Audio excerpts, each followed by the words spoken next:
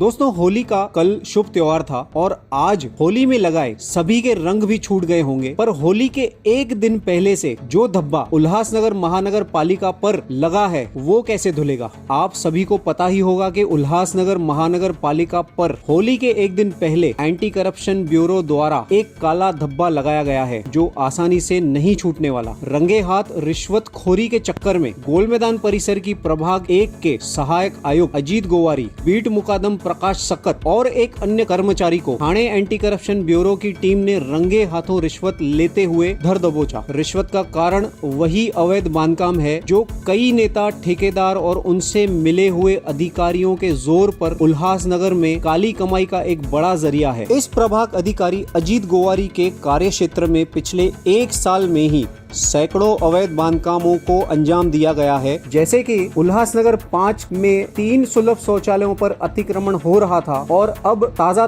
2 दिन पहले Ulhasnagar camp number 2 Javeri बाजार में भी शौचालयों को हड़प करके करोड़ों की दुकानें बनाई जा रही थी, जिसे स्थानिक नेताओं व इन जैसे भ्रष्ट अधिकारियों का अभयदान प्राप्त है। ऐसा ही जारी एक जाली सनद व टॉयलेट हड़प करने का मामला हमने हमारे चैनल के माध्यम से लालसाई बंगलों के पीछे उजागर किया था। जो एरिया गणेश शिंपी के कार्य क्षेत्र में आता है उसमें आगे एक बड़ा खुलासा जल्द ही अपने चैनल द्वारा हम करेंगे। अब यहीं प्रभाग 2 की अगर बात करें तो पूर्व नगर सेवक राजेश वधिरिया के ऑफिस के बिल्कुल बगल में बह रहे नाले पर अतिक्रमण करके एक बहुमंजिला घर बना दिया गया है, जिसकी जानकारी वहां के प्रभाग अधिकारी सोनवने को तब ही दी गई थी जब एक भी स्लैब नहीं पड़ा था और आज वहां 2 माले का शानदार अवैध घर बना दिया गया है। आपको बता दें, इस इमारत का ठेका राहुल गुरबानी ने लिया था और मीडिया का दबाव आने के बाद वहां के एक स्थानिक नेता पांडे ने मनपा से मध्यस्थता करके काम पूरा करवा दिया, ऐसा सूत्रों से पता चला है। अब इस इमारत को आप देखिए, क्या ये वैध हो सकती है? प्रभाग अधिकारी सोनवने व मनपा आयुक्त को इस पर जांच बिठानी चाहिए। यहाँ मनपा, पूर्व नगर सेवक और ठेकेदार तीनों की भूमिका संदिग्ध है। एंटी करप्शन ब्यूरो ने अगर सच में पूरी निष्ठा से कमान संभाली तो शायद मनपा के अंदर उन्हें अपना अलग से एक स्थायी कार्यालय बनाना पड़ेगा, क्योंकि भ्रष्टाचार शुरू ही मनपा के गलियारों से होता है।